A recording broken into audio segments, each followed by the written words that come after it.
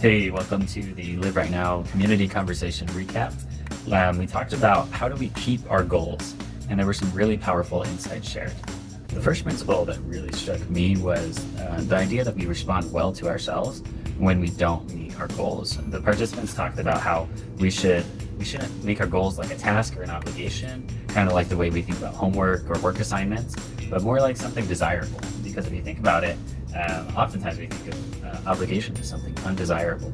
But if that's how you're thinking about your health or your relationships or your productivity, you're not really going to want to do those habits or those goals that help you in those areas unless you actually want to. So think about it in a good way, and always be kind to yourself when you're not meeting your goals.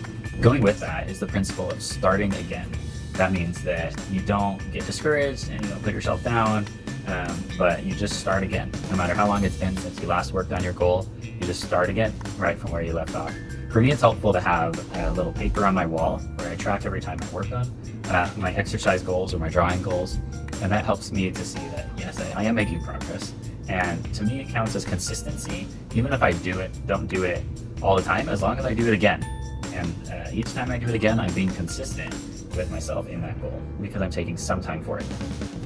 Millie shared the idea of primary self-care before secondary self-care, and I guess what she means by that is that we should make sure that our basic needs are met before we try to tackle large or complicated goals that require our energy and our focus and our attention. It would be really hard to focus on learning how to draw, for example, if you're really hungry or you're really tired or stressed or overwhelmed. So making sure that our basic needs are being met before we try to do our goals. Remember your why. That was a principle shared by Becky, one of our participants. She talked about Simon Sinek's talk about starting with why. If you remember why you're doing what you're doing throughout, then it gives a lot more meaning and purpose and perspective to what you're doing. And we all know the experience of trying to do something just because someone told us to or because we have to. It's not a very good motivator. But if we have a personal reason why it matters to us, or why it matters to someone that we're going to be helping by doing it, that's a lot more inspiring. And so putting that purpose up in front of you and always reminding yourself of your long-term perspective.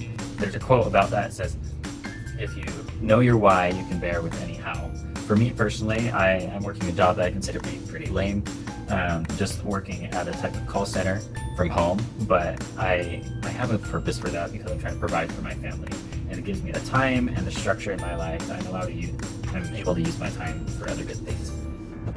This principle was really good to focus your goals on your actions, not on the outcomes you want. What I mean by that is if your goal is to lose weight, you're not going to be measuring how much weight you have. Instead, you're going to measure your actions. So if the action it takes is to go to the gym, then you measure how often you go to the gym or how long you spend there. Things like that. Things that are your actions, things that you have control over, and not the outcomes which depend on your actions, because you don't have control over those outcomes as much as you have control over what actions you're taking. And according to the Covey Institute, that's called focusing on the lead measures, not the lag measures, but more simply focus on your actions, not just the outcomes you want. Surround yourself with encouraging influences. This principle was shared by a participant named Grace, who hiked one of the highest mountains in the Philippines. I think she said it was the highest mountain.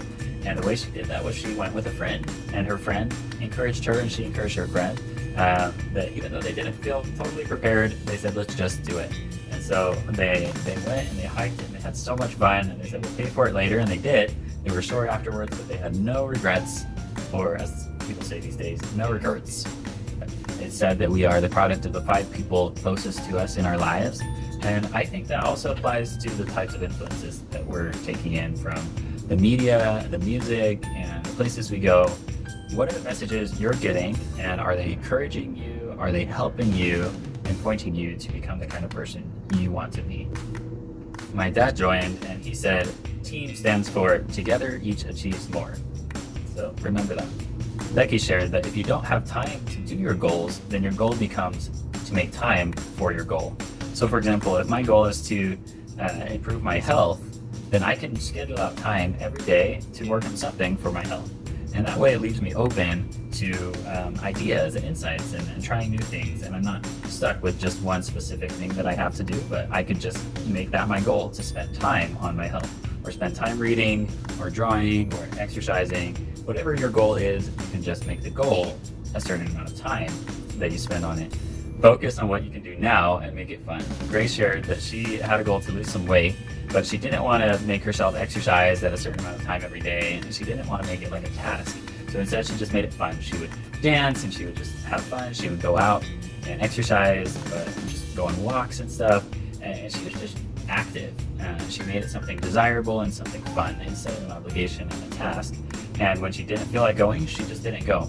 And so the principle is focus on what you can do now and make it fun. With that, I just want to reiterate what we talked about at the beginning, which is to say, forgive yourself for your shortcomings, always start again, and respond well to yourself when you don't achieve your goals. That principle was hit pretty hard, and I just want to really emphasize that our goals are something desirable that we're seeking after. They're not something to put us down when we're not meeting our goals. So always remember that you can always start again, and that you don't need to judge yourself by your progress, but just focus on where you're going, not how well you're going. Thanks for watching this video by Live Right Now. I hope you continue to learn truth, live truth, and share truth so you can live your best life right now. Thank you very much. If you like the ideas discussed in this video, you can wear those principles as t-shirts with our Live Right Now media store on Etsy. And you can also subscribe to our podcast to hear more discussions and insights about these ideas related to self-mastery and giving your gift to mankind.